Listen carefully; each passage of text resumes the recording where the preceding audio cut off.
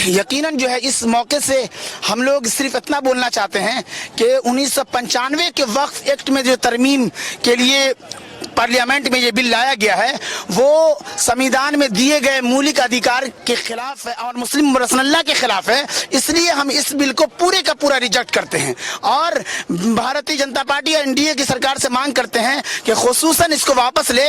और इस ज़िम्न में हम भी नहीं कह रहे हैं और भी नहीं बल्कि देश की सबसे अच्छे संगठन all India Muslim personal law board है जिसके अध्यक्ष अभी है हजरत मौलाना खालिद सैफुल्लाह रहमानी साहब जो देश और दुनिया के मुसलमानों के नंबर 1 धर्म गुरु है। इसलिए मैं ये चाह रहा हूं और उसमें सारे तंजीमें हिंदुस्तान की और राज्यों की मिली हुई है मुसलमानों की। और तो इसलिए मैं कह रहा हूं एनडीए सरकार से कि जो भी मुस्लिम पर्सनल बोर्ड के लेटर पेड पर वक्फ बिल के ताल्लुक से लिख के दिया जा रहा है उसे मानिए और हम मुस्लिम पर्सनल लॉ बोर्ड के हुक्म पर मर मिटने के लिए तैयार हैं, ये मैं कहना चाह रहा हूं। और फिर उसके बाद कोई भी आदमी ये क्यों सोच लेता है कि यहाँ का मुसलमान किराएदार है। यकीनन यहाँ का मुसलमान है या कोई भी धर्म वाले सबका मुल्क है, सभी का खून शामिल है यहाँ की मिट्टी में, किसी के बाप का हिंदुस्तान थोड़ी है। तो यकीनन सबको मिला के चलिए। और आपका नारा भी है कि सबका साथ सबका विकास विश्वास सब प्रयास घर घर तिरंगा हर घर तिरंगा। उसी तरीके से नीतीश कुमार जी का नारा है कि नीतीश कुमार सबके हैं।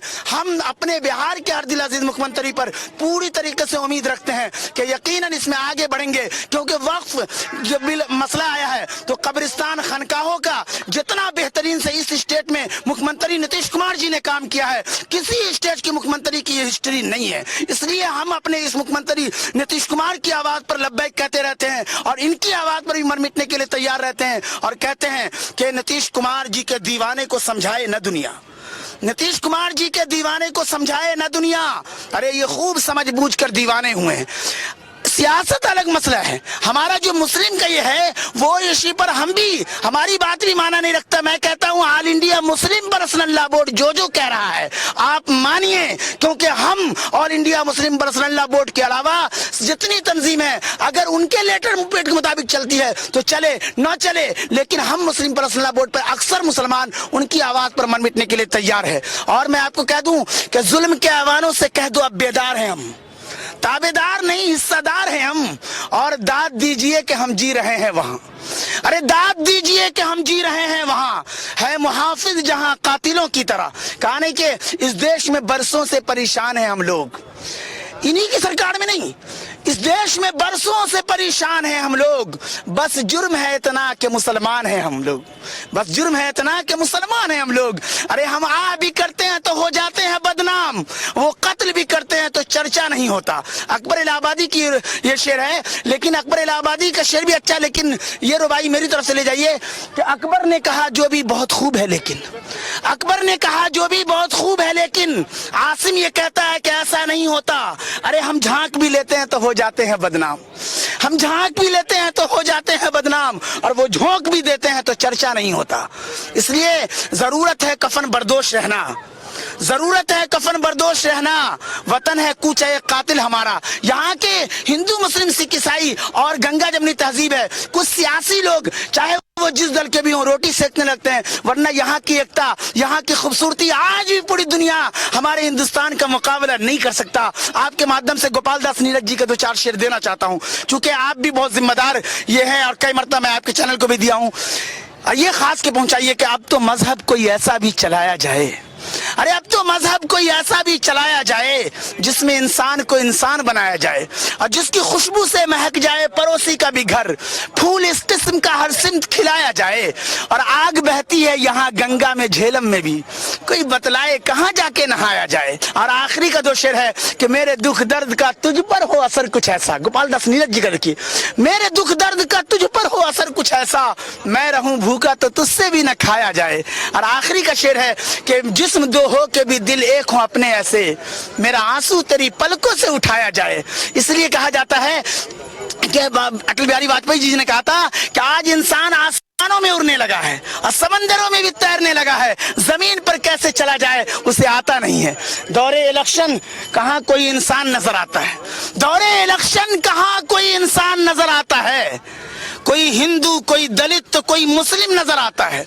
अब बीत जाता है इलाकों से जब इलेक्शन का दौर, तभी इंसान रोजी रोटी के लिए परेशान नजर आता है। एक शेर जो आपको भी देने जा रहा हूं कि वो ये कि इस इस दौरे सियासत का बस इतना फसाना है, इस दौरे सियासत का बस इतना फसाना है, बस्ती भी जलानी है मातम भी मनाना है, बस्ती भी जलानी है मातम भी बनाना है। इस वक्त सारे देश के लोगों को नफरत से हट करके मोहब्बत की तरफ जाना है। और मेरे इस बेटे से शेर के सबसे मिलो, सबसे मिलो, किसी से ना नफरत किया करो, सबसे मिलो, किसी से ना नफरत किया करो, इंसान और इंसान की खिदमत किया करो।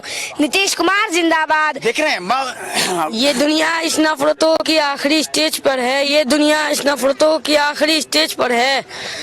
इलाज इसका मोहब्बत के सिवा कुछ भी नहीं है। ये मुख्यमंत्री जी को हम लोग जो है एकदम खूब मानते हैं। और इस स्थिति में जो आपने सुन रखा होगा कि बस्ती बस्ती, मैंने कि 25 से 30 फिर से नीतीश, ये जुमले आम है, हम लोग भी कहते हैं, मैं खास कर कहता हूँ। और एक जुमला मेरा अपना है कि बस्ती बस्ती करिया करिया, अरे बस्ती बस्ती करिया करिया, नीतीश चच्चा, बाकी सब बच्चा, बाकी सब बच्चा। जहाँ से अच्छे अच्छे लोगों की सियासत खत्म हो जाती है, वहां से हमारे बिहार के मुख्यमंत्री की शुरू होती है। और कुछ लोगों ने, कुछ चैनल भी इसमें जिम्मेदार हैं कि जानबूझ के बीमार है, फलाना है। ये सुन लो, मरने के बाद ही नीतीश कुमार जी को रिटायर्ड समझिए, तजर्बा से भरा हुआ इंसान है। और दुनिया बनाने वाला ने उनके अंदर बड़ी खूबियां रखी है, बड़े कमालात के इंसान हैं। इसलिए आप देखते हैं कि नीतीश कुमार जी सबके प्यारे हैं। और इसलिए मैं ये भी कहता हूं कि बिहार के हर जिला हर शहर से आती है सदा, बिहार के हर जिला हर शहर से आती है सदा। हमें नीतीश कुमार जी पर पूरी तरह फिदा, पूरी तरह फिदा। हम ऐसे मुख्यमंत्री को खोने नहीं देंगे। और वक्फ बिल के हवाले से हम नीतीश कुमार ही और देश की जनता और खास के मुसलमान नीतीश कुमार से उम्मीद रखी है। और नीतीश कुमार जी इसमें आगे बढ़ेंगे। और यकीनन आप देखिएगा कि ये ऐसे नेता हैं कि एक उम्र गुजर जाएगी इस काम में लोगों, अरे इस एक उम्र गुजर जाएगी इस काम में लोगों। नीतीश कुमार जी को समझना ऐरो गैरों की बस की बात नहीं। तो हमारे हरदिल अजीज मुख्यमंत्री हैं। आज के दिन सबको मुबारकबाद और सब मोहब्बत और मिलजुल कर रहे। आज हमारा ये सालाना त्यौहार है, साल में एक बार ईद का मौका आता है। इस मौके पर हम लोग हर छोटे बड़े बल्कि समाज का हर फर्द मिलजुल करके अपने रब के सामने खड़े होकर दो गाना हम लोग अदा करते हैं और दुआ करते हैं अपने मुल्क के लिए, मुल्क की तरक्की के लिए, मुल्क में अमन और सुकून के लिए। ये दुआएं हम लोग करते हैं और आपस में बगैर किसी भेदभाव के जिंदगी गुजारने का इसमें पैगाम दिया जाता है।